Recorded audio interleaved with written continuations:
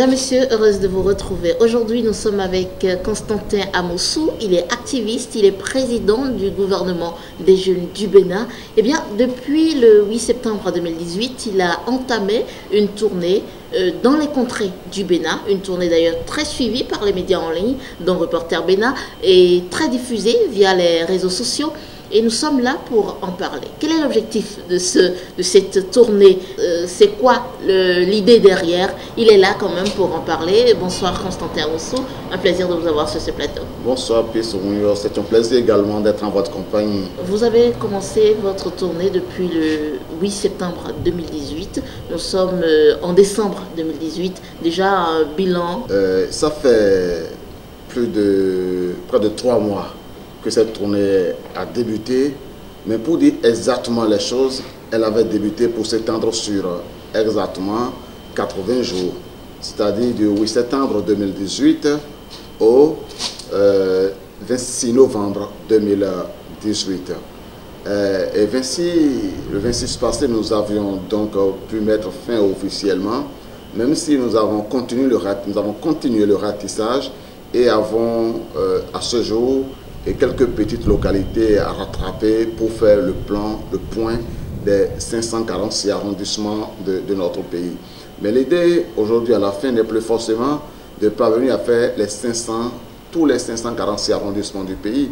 Nous avons déjà bouclé les 77 communes. C'était le plus important défi, aller dans toutes les communes de notre pays, aller au contact de nos compatriotes, toucher du doigt leur réalité, mais plus encore, il s'agissait d'écouter les jeunes, d'échanger avec eux sur la façon dont notre pays est gouverné, d'échanger avec eux sur l'implication de la jeunesse dans les programmes de gouvernance de notre pays et les sensibiliser puis mobiliser autour des enjeux en relation avec les intérêts de la couche que je représente en ma qualité de président du gouvernement des jeunes du Bénin.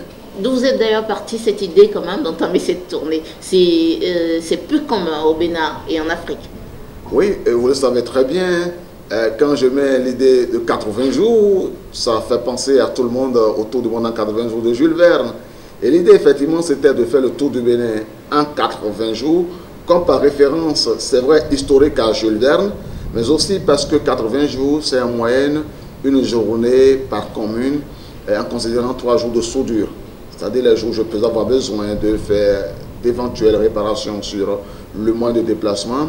Et nous avions omis d'ajouter la chose essentielle qui est le moyen avec lequel nous faisons la tournée. C'était ça particulièrement innovant. Cette tournée est exécutée essentiellement et exclusivement avec une moto. C'est donc avec une moto que j'ai rallié à ce jour près de 400 arrondissements de notre pays, où j'ai tenu près de 350 réunions. Il y a des endroits où je n'en ai pas tenu.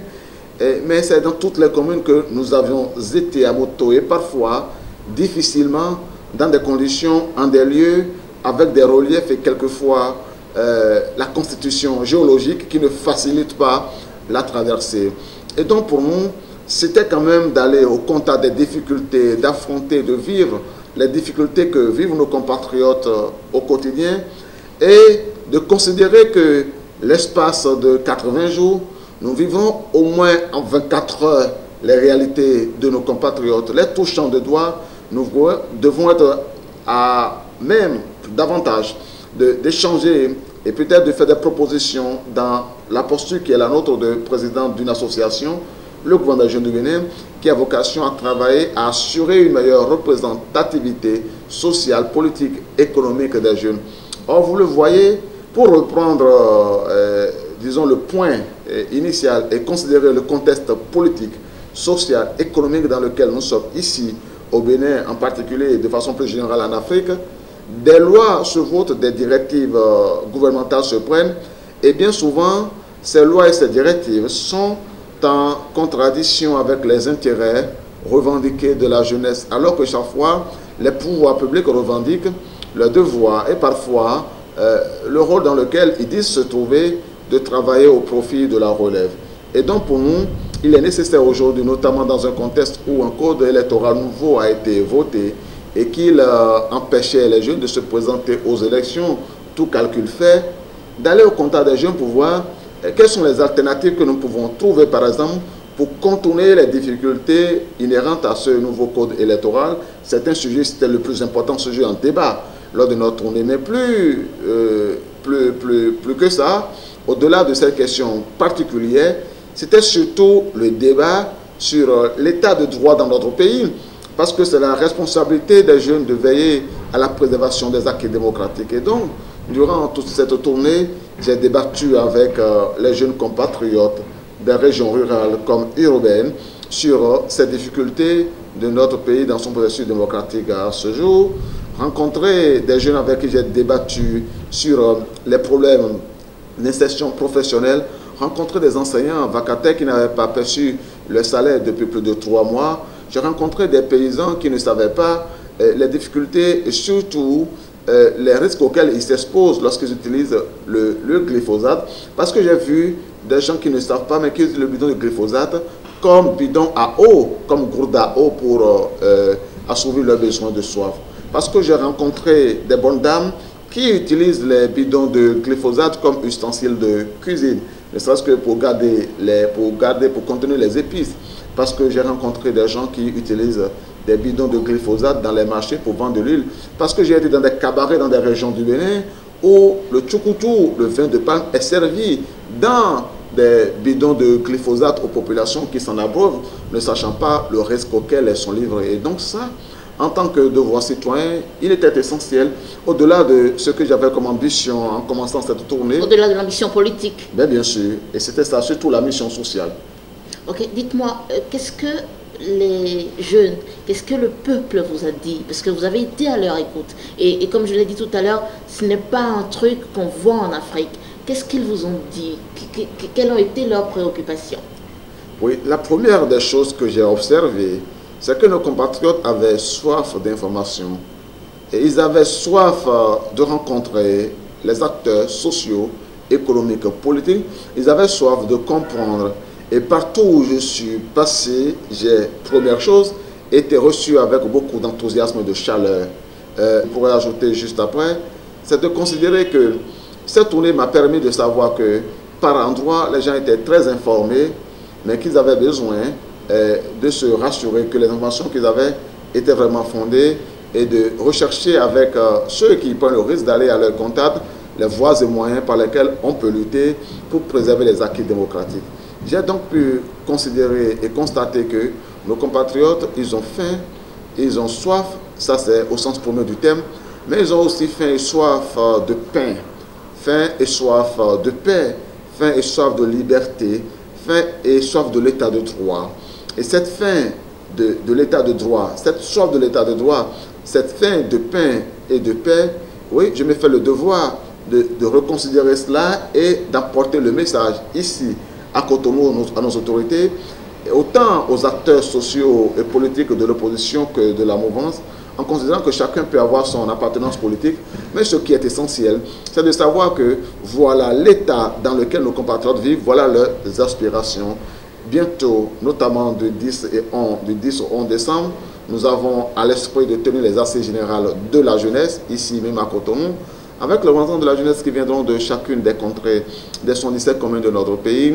Je pense qu'à une occasion comme celle-là, il sera temps de faire des propositions au-delà de ce que j'ai entendu et de pouvoir transmettre maintenant les résolutions fermement prises par les jeunes à nos décideurs, quitte à eux d'en prendre acte et de les suivre ou d'avoir à les bafouer. Toujours est-il que la jeunesse a décidé, pour ce que j'ai pu observer, de prendre son destin en main. Au cours de cette tournée, au-delà du fait que vous avez été à l'écoute du peuple, quelles ont été vos difficultés? Vous avez voulu faire une mention spéciale au fait que vous êtes parti à moto. Vous avez fait toutes ces tournées à moto. Est-ce que c'est pour pouvoir en parler après ou bien il y avait d'autres motivations? Non, je vais vous expliquer. Okay. Lorsque nous nous sommes rendus compte de la nécessité d'aller au contact de nos compatriotes, nous nous sommes assis, les membres de l'association et moi, et en faisant le projet de tournée, nous nous sommes rendus compte, avec la délégation qu'il fallait, avec le moyen de déplacement pour conduire une délégation, avec l'hébergement et avec les besoins alimentaires quotidiens de l'ensemble de l'équipe pour les 80 jours, qu'il nous fallait au moins 35 millions. Nous n'avons pas ces ressources et nous n'avons pas trouvé pertinent de soumettre une telle requête à quelque groupe de financement que ce soit.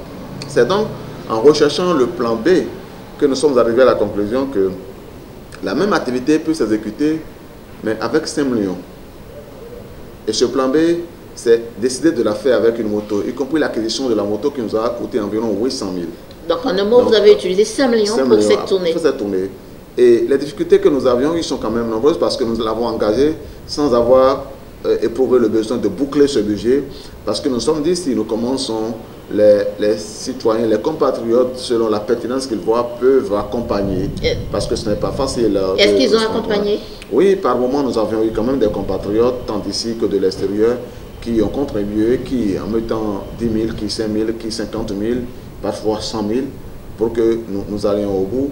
Même si les moyens n'ont pas suffi et que quelquefois, nous avons été obligés de faire dans des conditions extrêmement difficiles. Mais la détermination n'en était que plus forte de savoir que c'est vrai, c'était devenu compliqué par moments, mais il fallait aller jusqu'au bout. Est-ce qu'il fallait symboliquement faire quelques communes par département et décider que globalement on avait le pôle de l'ensemble du département? Nous avions dit non, il fallait aller au bout. Parfois, il m'a fallu prendre la route de quelque part à 22 heures et faire 6 heures pour arriver à 4 heures, 3 heures du matin dans une localité où je suis depuis 19 heures parce que les compatriotes étaient en attente et ne voulaient pas que la séance soit reportée. Est-ce que vous pensez que ça vous rend, cette expérience vous rend meilleur politicien que d'autres? Aujourd'hui, ou politicien plus empathique que d'autres? Aujourd'hui, je suis en mesure de dire que je connais la situation dans laquelle vivent mes compatriotes. Dans la traversée de Banikwara, Kiro, Wassapeyonko, Kouandé et Natitengu, je suis tombé 10 fois. Ceux qui ne savent pas pourraient le mettre sous le coup d'une incapacité à conduire. Cependant, j'ai fait quand même 80 jours et je n'étais pas tombé auparavant, sinon une seule fois. En réalité, ceux qui connaissent la région savent ce que j'ai affronté. Ils savent que sur une bonne partie, sur plus de 150 km, c'est du désert qu'il fallait traverser. Et ils comprendront qu'après 80 jours, je n'ai plus forcément la force de mes débuts, que je suis asséché, qu'il n'y a pas de l'eau, et que traversant tout cela, je puis être devenu moins résistant que je l'étais au départ. Qu'après, il m'a fallu traverser des régions montagneuses, avec des monticules et quelquefois des précipices. Que quelquefois, à 2 heures du matin, j'étais sur la traversée et que des camions sur des voies étroites devaient se dépasser, me laissant juste le choix, même pas le courant de vent, de me propulser dans le précipice. Et je pense qu'aujourd'hui, je peux dire humblement que je connais un peu mieux le Bénin que je ne le connaissais avant. Et si j'étais appelé à devenir un élu de notre pays, un député comme exemple. Comme vous en avez l'ambition, oui, d'ailleurs. Bien entendu, j'en ai l'ambition. Et je pense que je serai davantage un élu national. Pas l'élu de mon coin, pas l'élu de ma région, pas l'élu de ma circonscription électorale seulement, l'élu du peuple. Parce que je me souviendrai de cette route qu'on appelle, que les usagers appellent l'enfer jaune et que autrement on appelle aussi la route du coton, puisque effectivement c'est une région coton-cultrice, qui produit de la richesse pour notre pays, mais qui malheureusement est dans un état de délabrement total, d'abandon total. Après tout ceci, oui, est-ce que vous n'avez pas quelques appréhensions sur le fait que le peuple reste fondamentalement attaché à l'argent et que après tout ce beau discours, demain, tout ce beau discours passera et l'argent fera loi au cours des élections? Oui, c'est une excellente question que vous posez. D'abord la première, quand une personne quand j'entame une tournée comme cela, quand les gens apprennent qu'il y a quelqu'un qui arrive de Cotonou pour le rencontrer, beaucoup se réunissent et attendent que vous leur donnez de l'argent. J'ai été confronté à cela. Je vais dire davantage dans le sud du Bénin que dans le nord. Par moment, quand j'avais la capacité, j'ai été amené à donner 10 000, 15 000, 20 000 pour contribuer au moins au rafraîchissement des personnes qui sont regroupées pour que nous tenions la science dans une ambiance quasi festive. Mais à mesure que nous approchions du seuil, j'avais de moins en moins de moyens, donc je ne pouvais plus me permettre cela et de toute façon, j'ai été moins confronté à cela en évoluant vers la région nord du pays. C'est donc la volonté exprimée oui, d'accompagner un mouvement dans lequel on ne leur donnait pas de l'argent. La deuxième chose, juste après ça, c'est de considérer que par moment, j'ai eu beaucoup d'hospitalité, de personnes qui prennent en charge votre alimentation, vos petits besoins quand vous êtes sur place, et parfois vous offrent l'hospitalité, enfin le lit. Et enfin, le grand enjeu maintenant pour nous, notamment pour les élections législatives, si je devais revenir à elles, oui, c'est de considérer quand même les barrières qui sont érigées. Elles disent qu'il faut 249 millions de cautions pour aller aux élections.